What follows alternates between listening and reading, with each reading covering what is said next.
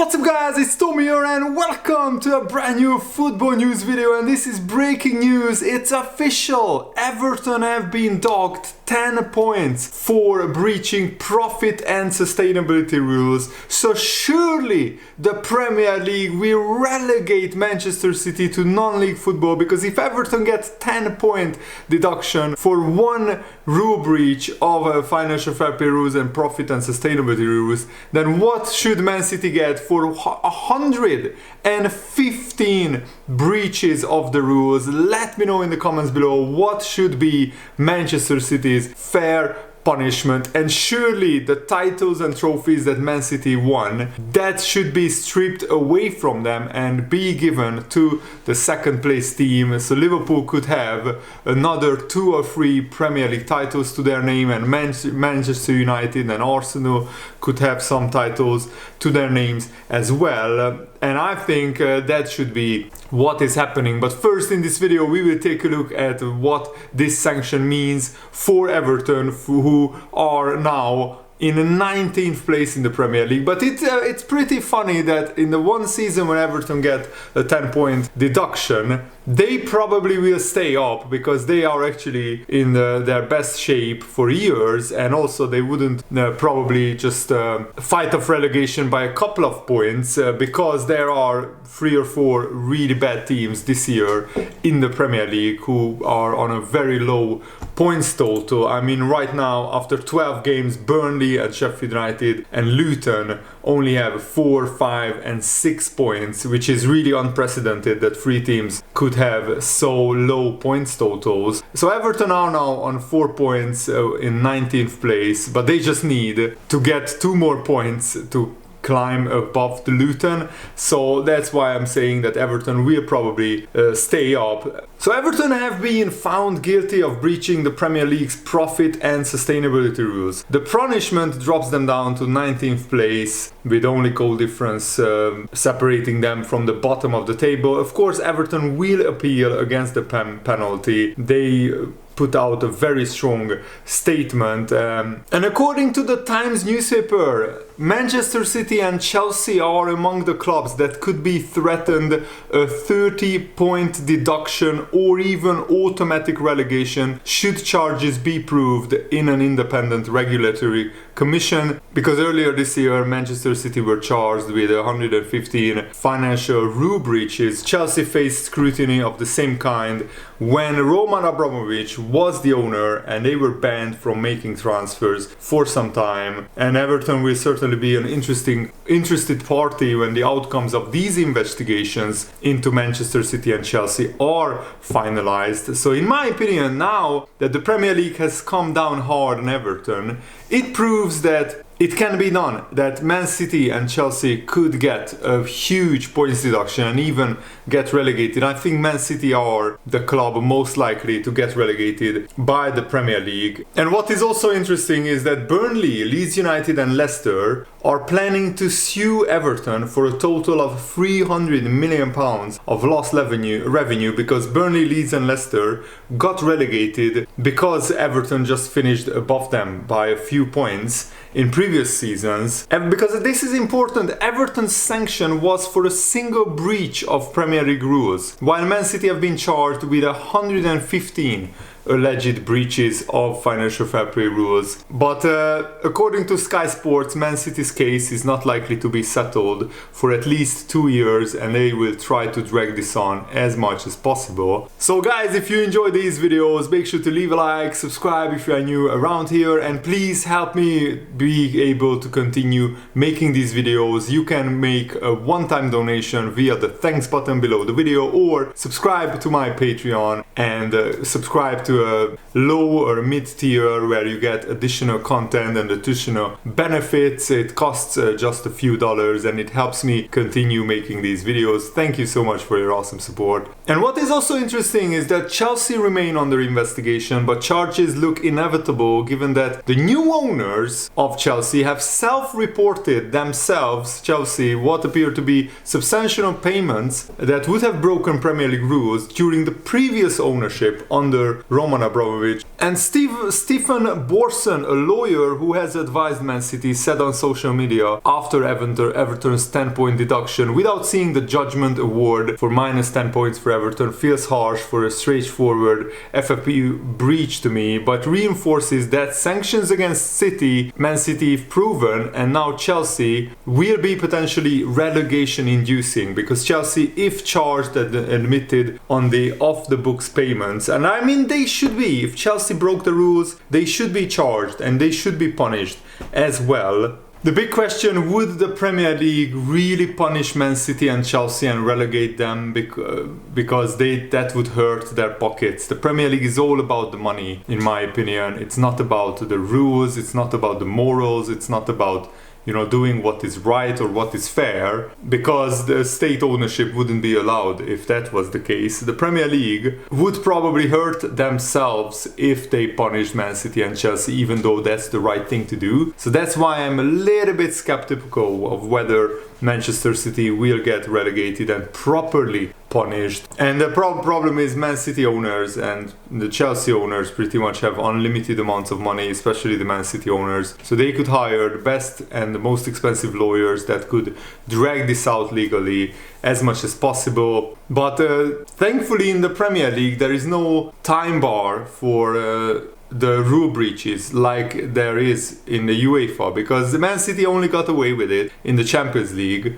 because the crime that they committed was time barred. It was too long ago. But there is no such law or rule in the Premier League. You can go back as far as you want. If you breach the rules, you will get punished. At least that's what the rules say, and that's what should happen. And I think a lot of clubs will watch this very eagerly and very closely. And I also want to tell you guys Everton's statement, because Everton's statement is very strong. They said that they are both shocked and disappointed by the ruling of the Premier League's commission. Everton Football Club believes that the commission has imposed a disproportionate and wholly unjust sporting sanction. The club has already communicated its intention to appeal the decision to the Premier League. The appeal process will now begin, and the club's case will be heard by the appeal board appointed pursuant to the Premier League's rules. Everton maintains that it has been open and transparent in the information it has provided to the Premier League, and that it has always respected the integrity of the process. The club does not recognize the finding that it failed to act with the utmost good faith, and it does not understand this to have to be an allegation made by the Premier League during the course of proceedings. Both the harshness and severity of the sanction imposed by the Commission are neither a fair nor a reasonable reflection of the evidence submitted. The club will also monitor with great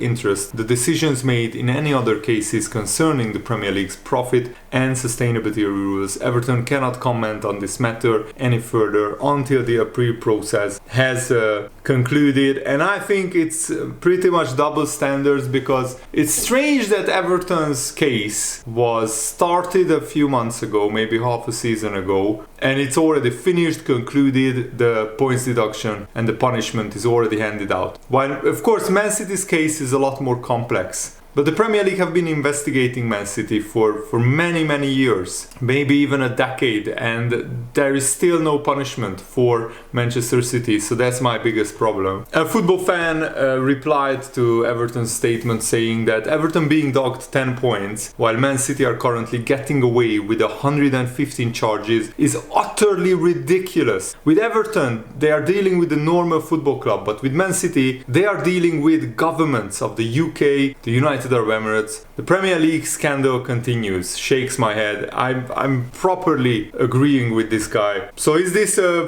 clear proof that corruption is there in the Premier League? Did Man City pay off the Premier League to just let it slide that they breached 115 rules, and the Everton only breached one? They get a 10-point deduction. So Man City should get 1,150 points deducted. I would wonder how low would they go in the league table, in the divisions, if 1,150 points were deducted from Man City. I mean, that would be absolutely hilarious. So let me know what should be Manchester City's punishment for a 115 rule breaches be in the comments below. I would love to hear your opinion, and I gave mine already, that I think they should be relegated to non-league football and work their way up from there. And I'm sure with the money that they have, they would be back in the Premier League in no time, but that would be a fair punishment. And also strip them from their titles, and also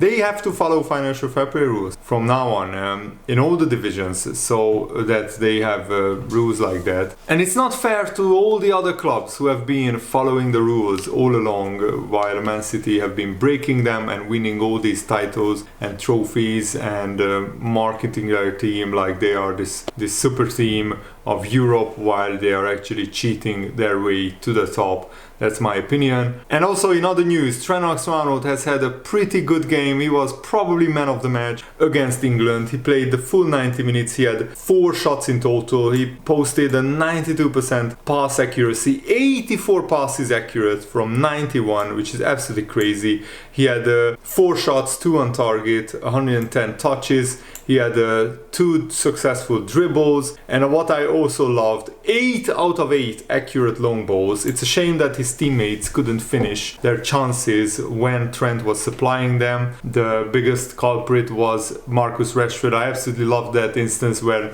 Rashford got an 80-yard pinged pass from Trent. He takes it down, he hesitates to shoot, and then he loses the ball, and Trent just races forward, tries to get the ball back, and in the process clatters Marcus Rashford as kind of a punishment for Marcus Rashford not giving Trent an assist by scoring the goal that should have been an assist for Trent. And what I loved about it is that also Trent won 5 out of 6 ground duels, 83%. Of course, it was against Malta, we have to say, one of the weakest nations in Europe. Malta still have no points in their group, and England have won their group ahead of Italy, and Italy still have work to do against Ukraine to qualify on the last game of the qualifiers. And by the way, talking about qualifiers, I'm going to the Hungary-Montenegro game tomorrow to watch Dominik Szoboszlai and the Hungary team celebrate Hungary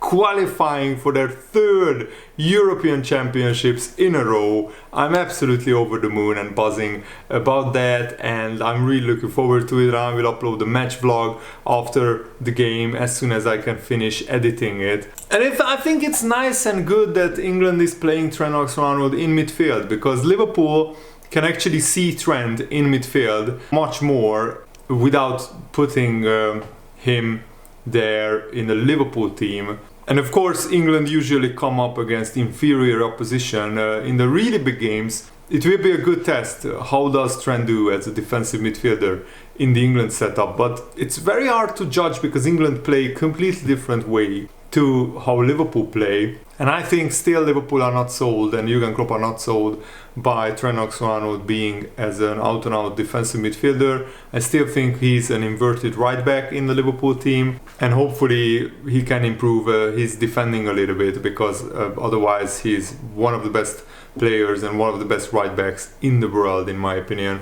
And finally, to close the video with some really good and wholesome news, Carl Markham and any other journalists are reporting that after Luis Diaz scored 2 goals for Colombia and his dad and his mom was crying in the stands, such an emotional, heartfelt moment, it was announced that Luis Diaz's parents and his wider family will spend the Christmas holidays over in the UK in Liverpool with Luis Diaz, because Liverpool FC chartered a private jet to fly the whole family of Luis Diaz over from Colombia overnight after their recent kidnap ordeal. So not the whole family, but his parents and his wider family definitely are joining Luis Diaz in Liverpool, and that's such a nice gesture. And in terms of Liverpool's finances, it doesn't make a big dent in Liverpool's finances, but for Luis Diaz and for Luis Diaz's family, this should mean a lot, and not just financially, but the gesture itself and the fact that Luis Diaz will be able to spend a lot more time with his family without flying back and forth to Colombia, which is a long flight. I think it's a lovely gesture by Liverpool, and it's the right thing to do, because what Luis Diaz and his father and his whole family went through is absolutely horrendous. I wish that on nobody at all, and they should be together healing and just trying to spend time together and love each other and just heal in the best kind of way. And that's the greatest way to end this video. I really hope that you guys enjoyed it. Thanks for watching, guys. Have a nice day. See you later. Goodbye.